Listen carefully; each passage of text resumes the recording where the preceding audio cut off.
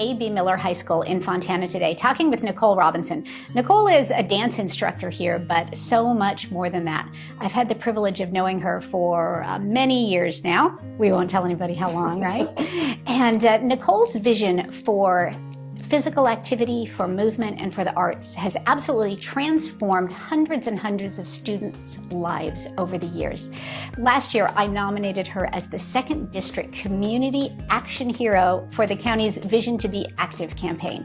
And I'm here today to talk with her about how her dance program and what's bloomed from that has transformed lives and made her into an everyday hero.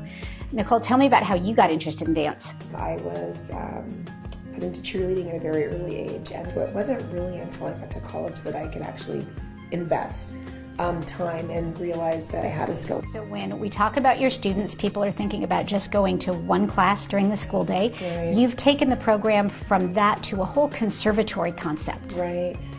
So we have what we call our academic day program, and so that is programming that happens periods 1 through 6. A student who's in 9th grade can come in and take what we call PE dance, which is a dance class that fulfills PE credit. And they can go through a whole series of classes. What other sort of performance opportunities do they have here? We're trying to train dancers who not only understand the technical skill of dance, but they know how to talk about dance, they know how to analyze dance, they know how to write about dance. They also understand the business of dance, and when I say that, I mean promotional materials, marketing. How do we set up a concert? How do I direct a concert? So all of those skills. We're not a dance team, so we don't go to competitions. That's not the intention. But giving them opportunity to share their work artistically, those types of spaces.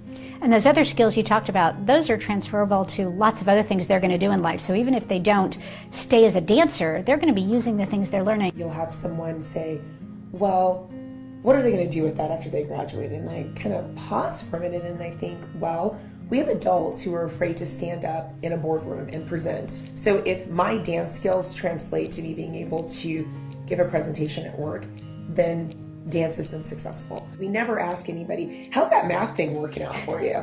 We never ask anybody that. We never say to anybody, how are you using math in your life? So that performing arts aspect, whether it's dance, whether it's theater, whether it's visual art, why do we always have to justify those things? But you also talk with these kids so much about health and fitness, not just about what's in the classroom, but Right. about their bodies. A lot of my students eat poorly, not because they want to eat poorly, but those are the options that are available at home. So one of the conversations that we have a lot is, what can you do with what you've been given? So if your mom only buys lunch meat, can you see if she will buy the lean version of that lunch meat? Can you go with your parents to the store and pick out things that you're going to eat then? Also, I think the other conversation is just changing the perspective of what a dancing body looks like. And as I'm working with students of color, that becomes a mission of mine, that a dancer does not have to be tall, white, and thin. That dancing bodies come in all shapes and sizes, and that a skill set can be present in any bodies. I am just trying to be a vehicle for success and be a positive influence. I think we all can look back on our high school experiences and pick out that teacher who was so much more than a dance teacher, a history teacher, a music teacher. And I know students of yours rave about the impact you've had on their lives, but you've also been recognized a lot for that. A couple months ago, we were at a board meeting honoring you for some... Yeah, crazy things happen when you're just teaching dance. So I received an award from the Carlston Family Foundation, and they award 5 teachers every year with $20,000 grants. And I, you know, after 23 years, it's something that I would have never thought would have ever happened.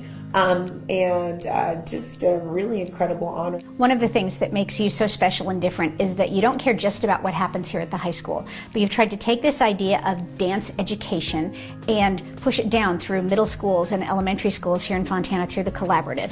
Tell me how that's going. Dance was changing the culture here, and we're being asked to submit another project for a grant. I said, okay, kids, what's the need here? And every single student said, well, I didn't get dance till I got here. Well, let's figure out a way to provide dance to the middle schools or elementary schools. But wrote a grant, got the grant, had the grant for 2 years. It was $50,000, and we started providing dance at one of the elementary schools. And Juniper Elementary School has dance from pre-K all the way to 5th grade.